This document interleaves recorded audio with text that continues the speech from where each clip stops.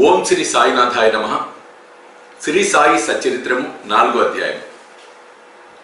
యోగేశ్వరుల కర్తవ్యము, పవిత్ర షిరిడి క్షేత్రము, సాయిబాబా రూపురేఖలు, గౌలీబువ అభిప్రాయం, విఠల దేవుడిగా దర్శనమిచ్చుట, భగవంతరావు క్షీరసాగరుని కథ, ప్రయాగ క్షేత్రంలో దాసగను స్నానం, బాబా అయ్యోని సంభవుడు, షిరిడి మొట్టమొదటి ప్రవేశించుట, 3 వసతి గృహములు. చక్కగా నాతో పాటు మీరు కూడా చదివే ప్రయత్నం చేయండి. ఒకవేళ టెలికాస్టింగ్ గ్యాప్ ఏమైనా వచ్చినా మీరు ఆపకండి, కంటిన్యూగా చదువుకుంటూ వెళ్ళండి, మధ్యలో కలుపుకు వెళ్ళే ప్రయత్నం చేయండి.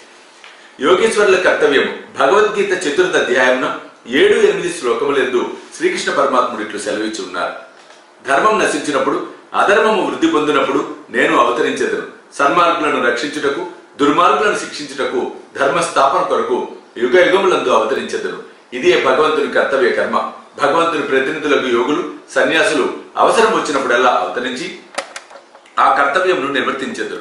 ద్విజులకు బ్రాహ్మణ, క్షత్రియ, వైశ్య జాతుల వారు తమ కర్మలను మానునప్పుడు, శూద్రుల పై జాతుల వారి హక్కులను అపహరించినప్పుడు, మత గురువులను గౌరవించక అవమానించినప్పుడు, ఎవరును మత బోధనలను లక్ష్యపెట్టినప్పుడు, ప్రతివాడును గొప్ప పండితుడు అని అనుకున్నప్పుడు, జనులు నిషిద్ధ ఆహారములు, మద్యపానములకు అలవాటు పడినప్పుడు, మతము పేరుతో కాని పనులు చేయనప్పుడు, వేరువేరు మతముల వారు తమలో తాము కలహించుకున్నప్పుడు, బ్రాహ్మణులు సంధ్యావందనము మానునప్పుడు, సనాతనులు తమ మతాచారములను పాటించినప్పుడు, ప్రజలు ధనధార సంతానములనే జీవిత పరమార్థములుగా భావించి మోక్ష మార్గమును మరచినప్పుడు, యోగేశ్వరులు ఉద్భవించి వారి వాక్కాయ కర్మలచే ప్రజలను సవ్య మార్గమును పెట్టి వ్యవహారములను చక్కదిద్దుదురు. వారు దీపపు స్తంభముల వలె సహాయపడి మనము నడవవలసిన సన్మార్గమును, సత్ప్రవర్తనమును నిర్దేశించెదరు. ఈ విధముగానే నివృత్తి, జ్ఞానదేవు, ముక్తాబాయి, నామదేవు, జానాబాయి, గోరా, గోనాయి, ఏకనాథుడు, తుకారాం, నరహరి, నర్సీబాయ్, సజన్ కసాయి, సావంతమాలి, రామదాసు మొదలగుగా గల యోగులను తదితరులు వేరువేరు సమయములందు ఉద్భవించి మనకు సవ్యమైన మార్గమును చూపిరి. అట్లే సాయిబాబా కూడా సకాలమందు షిరిడి చేరిది. పవిత్ర షిరిడి క్షేత్రం అహ్మద్ నగర్ జిల్లాలోని గోదావరి నది ప్రాంతములు చాలా పుణ్యతమములు. ఏలన అచర అనేక యోగులు ఉద్భవించిరి, నివసించిరి. అట్టి వారిలో ముఖ్యులు శ్రీ జ్ఞానేశ్వర మహారాజ్. షిరిడి గ్రామం అహ్మద్ నగర్ జిల్లాలోని కోపర్గాం తాలూకాకు చెందినది. కోపర్గాం వద్ద గోదావరి దాటి షిరిడి పోవలను. నది దాటి 3 కోసులు పోయినచో నీమ్గాం వచ్చును. అతడికి షిరిడి కనిపించును.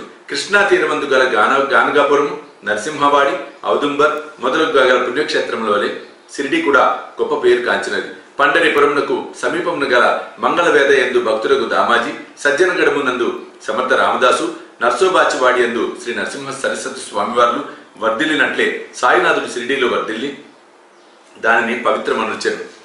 సాయిబాబా రూపురేఖలు. సాయిబాబా వలననే షిరిడి ప్రాముఖ్యము వహించినది. సాయిబాబా ఎట్టి వ్యక్తియో పరిశీలించదము. వారు కష్టతరమైన సంసారమును జయించిన వారు. శాంతియే వారి భూషణము. వారు జ్ఞానమూర్తులు, వైష్ణవ భక్తులకు ఇల్లు వంటి వారు. ఉదార స్వభావులు, సారంలోని సారాంశము వంటి వారు. నశించు వస్తువులందు అభిమానం లేనివారు. ఎల్లప్పుడూ ఆత్మ సాక్షాత్కారమందే మునిగి ఉండేవారు. భూలోకమునందు గాని స్వర్గలోకమునందు గాని గల వస్తువుల యందు అభిమానం లేనివారు. వారి అంతరంగం అద్దం వలె స్వచ్ఛమైనది. వారి వాక్కుల నుండి అమృతము స్రవించుచుండెను. గొప్పవారు, పేదవారు వారికి సమానమే. వారు అవమానములను రెక్కించిన వారు కారు. అందరికీ వారు ప్రభువు. అందరితో కలిసిమెలిసి ఉండేవారు. ఆటలు కావించేవారు, పాటలను వినుచుండేవారు. కానీ సమాధి స్థితి నుండి మరలు వారు కారు. ఎల్లప్పుడూ అల్లా నామమును ఉచ్చరించేవారు. ప్రపంచమంతా మేల్కొన్నప్పుడు వారి యోగ నిద్రలో ఉండేవారు. లోకము నిద్రించినప్పుడు వారు మేల్కొని ఉండేవారు. వారి అంతరంగము లోతైన సముద్రం వలె ప్రశాంతము. వారి ఆశ్రమము, వారి చర్యలు ఇదమిద్దముగా నిశ్చయించుటకు వీలు కానివి. ఒకచోటనే కూర్చుండి ఉండినప్పటికీ ప్రపంచమందు జరుగు సంగతులన్నీ వారికి తెలియను. వారి దర్బారు ఘనమైనది. నిత్యము 100ల కొలది కథలు చెప్పునప్పటికీ మౌనము తప్పిడివారు కారు. ఎల్లప్పుడూ మసీదు గోడ కానుకొని నిలిచువారు. లేదా ఉదయము, మధ్యాహ్నము, సాయంత్రము లెండి తోట వైపు కాని, చావడి వైపు కాని పచారులు చేయుచుండేవారు. ఎల్లప్పుడూ ఆత్మ ధ్యానమునందే మునిగి ఉండేవారు. సిద్ధ పురుషుడైనప్పటికీ సాధకుని వలె నటించేవారు. అనుకో నమ్రత కలిగి అహంకారం లేక అందరినీ ఆనందింపచేయవారు. అట్టివారు సాయిబాబా. షిరిడి నేల వారి పాద స్పర్శచే గొప్ప ప్రాముఖ్యతను పొందినది. జ్ఞానేశ్వర మహారాజ్ ఆలందిని వృద్ధి చేసినట్లు, ఏకనాథుడు పైటాను వృద్ధి చేసినట్లు సాయినాథుడు షిరిడిని వృద్ధి చేశాను. షిరిడిలోని గడ్డి రాళ్లు పుణ్యం చేసుకున్నవి. ఏలైనా బాబా పవిత్ర పాదములను ముద్దు పెట్టుకుని వారి పాదధూళి తలపైన వేసుకొనగలిగినవి. షిరిడి మా వంటి భక్తులకు పండరిపురం, జగన్నాథము, ద్వారక, కాశీ, రామేశ్వరము, బదిరి, కేదార్, నాసిక్, త్రయంబకేశ్వరము, ఉజ్జయిని, మహాబలేశ్వరము, గోకర్ణములు వంటిది షిరిడి సాయిబాబా స్పర్శే మాకు వేద పారాయణ తంత్రము. అది మాకు సంసార బంధనములను సన్నగిలిన చేసి ఆత్మ సాక్షాత్కారమును సులభ సాధ్యము చేయును. శ్రీ సాయి దర్శనమే మాకు యోగ సాధనముగా ఉండెను. వారితో సంభాషణ మా పాపములను తొలగించుచుండెను. త్రివేణి ప్రయాగల స్నానఫలము వారి పాదసేవ వలనే కలుగుచుండెది. వారి పాదోదకము మా కోరికలను నశింపచేయుచుండెడిది. వారి ఆజ్ఞ మాకు వేదవాక్కుగా ఉండేది. వారి ఊది ప్రసాదము మమ్ము పావనము చేయుచుండెను. వారు మా పాలిట శ్రీకృష్ణుడుగా, శ్రీరాముడుగా ఉండి ఉపశమనము కలుగ చేయుచుండిరి. వారు మాకు పరబ్రహ్మ స్వరూపమే. వారు ద్వంద్వాతీతులు, నిరుత్సాహము గాని ఉల్లాసము గాని ఎరుగరు. వారు ఎప్పుడు సచ్చిదానంద స్వరూపులుగా ఉండేది. వారు షిరిడి వారి కేంద్రమైనను వారి లీలలు పంజాబ్, కలకత్తా, ఉత్తర హిందుస్థానము, గుజరాత్, దక్కను, కన్నడ దేశములలో చూపుచుండిరి. ఇట్లు వారి కీర్తి దూర దేశములకు వ్యాపించగా భక్తులు అన్ని దేశముల నుండి షిరిడి చేరి వారిని దర్శించి వారి ఆశీర్వాదమును పొందుచుండిరి. వారి దర్శన మాత్రమునే భక్తులు మనముల వెంటనే శాంతి వహించుచుండెను. పండరిపురం నందు విఠల్ రఘుమాయిలను దర్శించినచో భక్తులకు కలిగడి ఆనందము షిరిడీలు దొరుకుచుండెను. ఇది అతిశయోక్తి కాదు. ఈ విషయం గురించి భక్తుడు ఒకడు చెప్పి ఉన్నాడు. గౌలిబువా అభిప్రాయం. 95 సంవత్సరముల వయసు గల గౌలిబువా అను వృద్ధు భక్తుడు ఒకడు పండరి యాత్ర ప్రతి సంవత్సరము చేయువాడు. 8 మాసములు పండరి నందు, మిగతా 4 మాసములు ఆషాఢం మొదలు కార్తీకం వరకు గంగానది ఒడ్డునను ఉండేవాడు. సామాను మోయటకు ఒక గాడిదను, తోడుగా ఒక శిష్యుని తీసుకుని పోవాడు. ప్రతి సంవత్సరము పండరయాత్ర చేసుకుని షిరిడి సాయిబాబా దర్శనముకై వచ్చేవాడు. అతడు బాబాను మిగులు ప్రేమించేవాడు. అతడు బాబా వైపు చూచుచూ ఇట్లనేవాడు: వీరు పండరినాథుని అవతారమే. అనాథుల కొరకు, బీదల కొరకు వెలిసిన కారుణ్యమూర్తి. గౌలిబువా విఠోదేవుని ముసలి భక్తుడు. పండరిపుర యాత్ర ఎన్నిసార్లు చేసినో వీరు సాయిబాబా పండరినాథుని అవతారమని నిర్ధారణ పరిచిరి. విఠల దేవుడు దర్శనమిచ్చుట సాయిబాబాకు భగవన్నామ స్మరణ ఎందును, సంకీర్తనము ఎందును మిక్కిలి ప్రీతి. వారెప్పుడు అల్లా మాలిక్ అనగా అల్లాయే యజమాని అనుచుండిరి. 7 రాత్రింబవళ్ళు భగవన్నామ స్మరణ చేయించుచుండెడి వారు. దీనినే నామ సప్తాహం అందురు. బాబా ఒకప్పుడు దాస్కర్ మహారాజును నామ సప్తాహం చేయమనిది. సప్తాహం ముగినాడు విఠల్ దర్శనం కలుగునని వాగ్దానం ఇచ్చినచో నామ సప్తాహం సరిపెదనని దాస్కర్ను జవాబిచ్చాను. బాబా తన గుండెపై చేయి వేసి తప్పనిసరిగా దర్శనమిచ్చును గాని భక్తుడు భక్తి ప్రేమలతో ఉండవలెను. ఠాకూరునాథ్ యొక్క ఠాకూర్ పట్టణం, విఠల యొక్క పండరిపురం, శ్రీకృష్ణుని ద్వారకా పట్టణము ఇక్కడనే అనగా షిరిడిలోనే ఉన్నవి. ఎవరును ద్వారకకు పోవలసిన అవసరం లేదు. విఠలుడు ఇక్కడే ఉన్నాడు. భక్తుడు భక్తి ప్రేమలతో కీర్తించినప్పుడు విఠలుడు ఇక్కడనే అవతరించును అన్నారు. సప్తాహం ముగిసిన పిమ్మట విఠలుడి క్రింది విధముగా దర్శనమిచ్చారు. స్నానానంతరం కాకాసాహెబ్ దీక్షిత్ ధ్యానములో మునిగి ఉన్నప్పుడు విఠలుడు వారికి కనిపించను. కాకా మధ్యాహ్న హారతి కొరకు బాబా వద్దకు పోగా తేట తెల్లముగా కాకాను బాబా ఇట్లనెను: విఠల్ పాటిల్ వచ్చినాడు, నీవు వారిని చూచితివా? వారి మిక్కిలి పారుబోతు, వారిని దృఢముగా పట్టుకొనుము. ఏమాత్రము అజాగ్రత్తగా ఉన్నను తప్పించుకొని పారిపోవును. ఇది ఉదయం జరిగాను. మధ్యాహ్నం ఎవడో పటములను అమ్మువాడు 25 నుంచి 30 విఠోబా చిత్రపటములను అమ్మకమునకు తెచ్చాను. ఆ పటము సరిగా కాకాసాహెబ్ ధ్యానములు చూచిన దృశ్యముతో పోలి ఉండెను. దీనిని చూచి బాబా మాటలు జ్ఞాపకమునకు తెచ్చుకొని కాకాసాహెబ్ ఆశ్చర్య ఆనందములలో మునిగారు. విఠోబా పటము ఒకటి కొని పూజా మందిరంలో ఉంచుకున్నాను. భగవంతరావు క్షీరసాగరుని కథ. విఠల పూజల యందు బాబా ఎంత ప్రీతియో భగవంతరావు క్షీరసాగరుని కథలో విశదీకరింపబడినది. భగవంతరావు తండ్రి విఠోబా భక్తుడు. పండరిపురమునకు నియమంగా యాత్ర చేయుచుండేవాడు. ఇంటి వద్ద కూడా విఠోబా ప్రతిమ నుంచి దానిని పూజించేవాడు. అతడు మరణించిన పిమ్మట వారి కొడుకు పూజను, యాత్రను, శ్రాద్ధమును మానెను. భగవంతరావు షిరిడి వచ్చినప్పుడు బాబా వాని తండ్రిని జ్ఞప్తి తెచ్చుకొని, వీని తండ్రి నా స్నేహితుడు కాన వీడు వీడిని ఇచ్చటకు ఈడ్చుకొని వచ్చి తిని, వీడు నైవేద్యం ఎన్నడూ పెట్టలేదు కావున నన్నును విఠలుని కూడా ఆకలితో మార్చినాడు. అందుచేత వీడిని ఇక్కడికి తెచ్చి తిని వీడు చేయనది తప్పని బోధించి చివాట్లు పెట్టి తిరిగి పూజను ప్రారంభించినట్లు చేసేదను అనిది. ప్రయాగ క్షేత్రములో దాస్కను స్నానం. గంగానది అనునది గంగానది యమునా నది కలియు చోటునకు ప్రయాగ అని పేరు. ఇందులో స్నానం ఆచరించిన ప్రతివానికి గొప్ప పుణ్యము ప్రాప్తించినని హిందువుల నమ్మకం. అందుచేతనే వేల కొలది భక్తులు అప్పుడు అతడికి పోయి స్నానమాడుదురు. దాస్కన్ కూడా ప్రయాగ పోయి అతడి సంగమంలో స్నానం చేయవలెనని మనసును తలచెను. బాబా వద్దకేగి అనుమతించమనను. అందుకు బాబా ఇట్లు జవాబిచ్చాను: అంత దూరము పోవలసిన అవసరం లేదు. మన ప్రయాగ ఇచ్చటనే కలదు. నా మాటలు విశ్వసింపుము. ఇట్లా అన్నంతలో ఆశ్చర్యములకు అన్నిటికంటే ఆశ్చర్యకరమైన వింత జరిగినది. దాస్కన్ మహారాజ్ బాబా పాదములపై శిరస్సు ఉంచిన వెంటనే బాబా 2 పాదముల బొటను వ్రేళ్ల నుండి గంగా యమున జలములు కాలువలుగా పారింది. ఈ చమత్కారమును చూచి దాస్కన్ ఆశ్చర్యచకితుడయ్యాడు. భక్తి ఆవేశములతో మైమరిచాడు. కన్నులు ఆనందాశ్రులతో నిండాయి. అతని హృదయంలో ఉప్పొంగిన కవితావేశం శ్రీ సాయి లీలా గాన రూపంలో పెళ్లిబికినది. బాబా అయ్యోని సంభవుడు షిరిడి మొట్టమొదట ప్రవేశించుట. సాయిబాబా తల్లిదండ్రులను గురించి గాని, జన్మం గురించి గాని, జన్మస్థానం గురించి గాని ఎవరికి ఏమీ తెలియదు. ఎందరో పెక్కుసార్లు ఈ విషయం కనుగొనుటకు ప్రయత్నించిరి.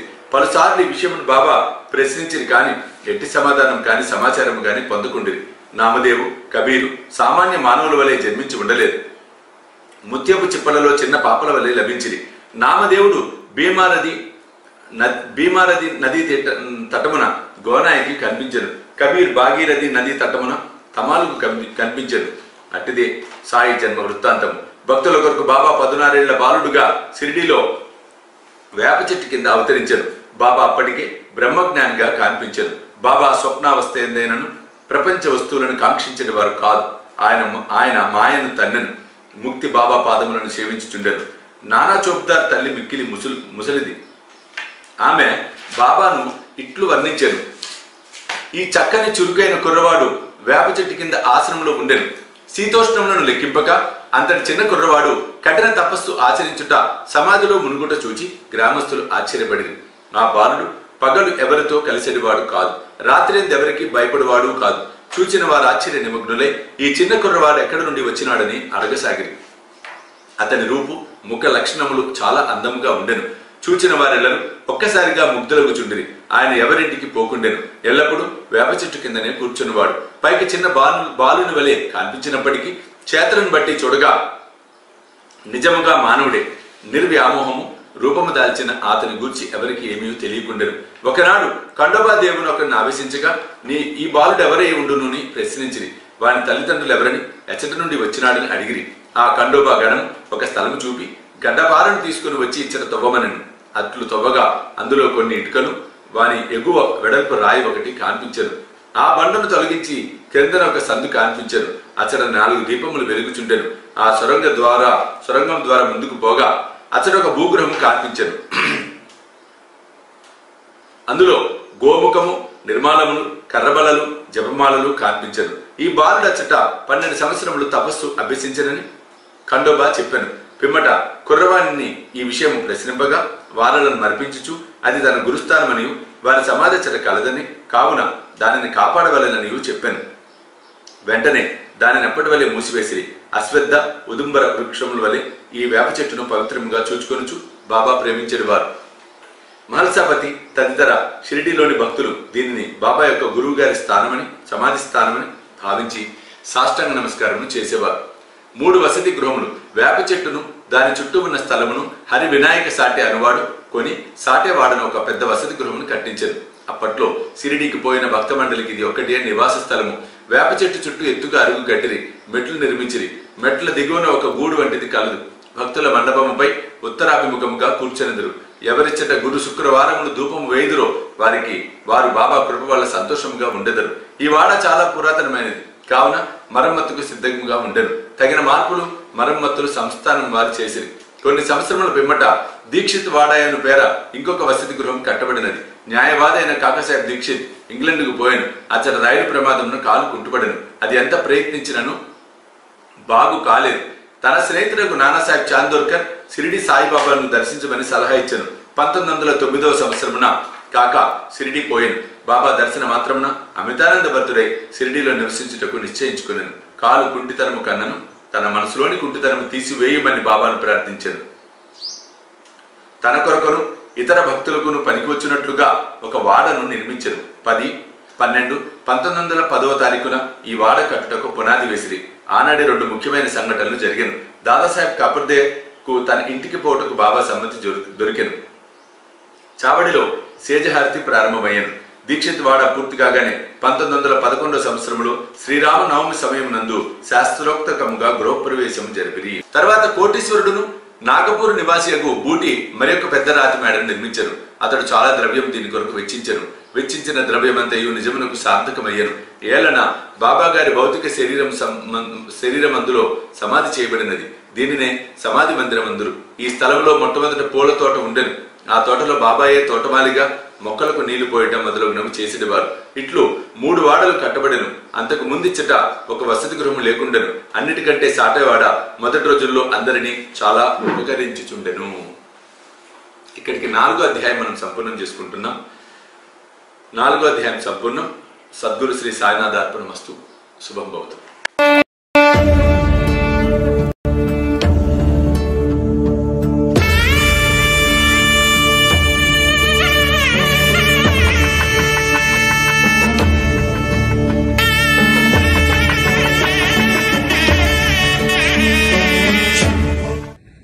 సాయి దివ్య రక్ష కవచ యంత్రానికి